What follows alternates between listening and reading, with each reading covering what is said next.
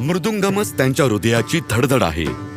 श्री तिरुवारूर भक्तवत्सलम, पद्मश्री 2026. तिरुवारूर 18व्या शतकातील कर्नाटकी संगीताची त्रिमूर्ती संगीतम ममूर्ती यांचं जन्मस्थान. मी संगीतमय वातावरणामध्ये वाढलो. माझी आई तिरुवारूर तंजावर भागातील एक प्रसिद्ध संगीतकार होती. जेव्हा मी अवघ्या 2.5 वर्षांचा होतो तेव्हा मला माझ्या वडिलांची उणीव जाणवली. असं म्हणतात की आई एखाद्या पवित्र मंदिरासारखी असते आणि हे माझ्या आयुष्यात पूर्णपणे खरं ठरलं. अगदी छोट्या छोट्या संगीत कार्यक्रमांमध्ये सादरीकरण करत माझ्या आईने 3 भाऊ आणि माझी जबाबदारी घेतली. दररोज सकाळी लहानगा भक्तवत्सलम त्याची आई आनंदवल्लीच्या प्रार्थना आणि भक्तिगीतांच्या मधुर आवाजाने जागा व्हायचा. तो त्या संगीताने मंत्रमुग्ध व्हायचा. त्याच्या आईने त्याला संगीत शिकवायला सुरुवात केली. हेच सुरुवातीचं शिक्षण त्यांच्या आयुष्यभराच्या संगीत प्रवासाचा भक्कम पाया बनलं. लवकरच ते स्थानिक संगीत कार्यक्रमांमध्ये आपल्या आई आणि मामांना साथ करू लागले. माझे मामा तिरुवारूर कृष्णमूर्ती, त्यांच्याकडे हट्ट करून मी मृदंगम शिकायला सुरुवात केली. त्यांना मला खरं तर शिकवायचं होतं, पण ते संकोच करत होते, कारण संगीतकारांना नियमित उत्पन्न नसतं.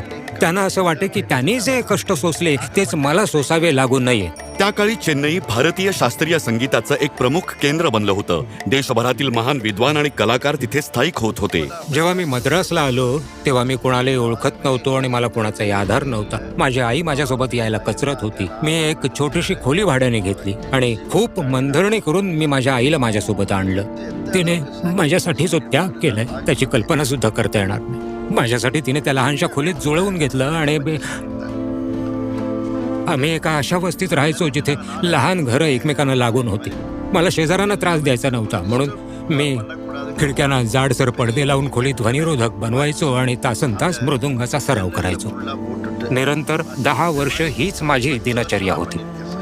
एकदा प्रसिद्ध गायिका ML वसंत कुमारी यांच्यासोबत व्हाईट हाऊसमध्ये एका कार्यक्रमादरम्यान आयोजकांनी त्यांना त्यांच्या कपाळावरील पारंपरिक विभूती चिन्ह काढून टाकण्याची विनंती केली, पण भक्तवत्सलम यांनी नकार दिला.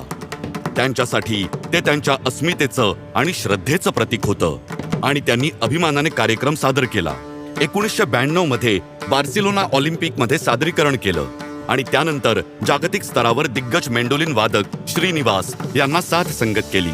नामवंत संगीतकारांना साथ केलेल्या भक्तवत्सलम यांची भारतीय संगीत विश्वात एक वेगळी ओळख निर्माण झाली. एक अभिनव कलाकार म्हणून त्यांनी मोठ्या तालवाद्य समूहांचं असं अद्वितीय सादरीकरण तयार केलं जे यापूर्वी कधीही ऐकलं गेलं नव्हतं. त्यांनी त्यांच्या लय मधुरा स्कूल ऑफ म्युझिक या संस्थेमार्फत 1000हून अधिक शिष्यांना प्रशिक्षण दिलंय. கற்க கசடர கற்பவை கற்றபின் நிற்க அதற்கு தக. जे काही ज्ञान शिकण्यासारखं आहे ते निष्ठेने शिका आणि मग आयुष्यभर त्या तत्वांनुसार जगा. संगीत हा माझा श्वास आहे. मला पुढच्या जन्मातही मृदंगमच वाजवायला आवडेल. श्री तिरुवारूर भक्तवत्सलम, पद्मश्री 2026.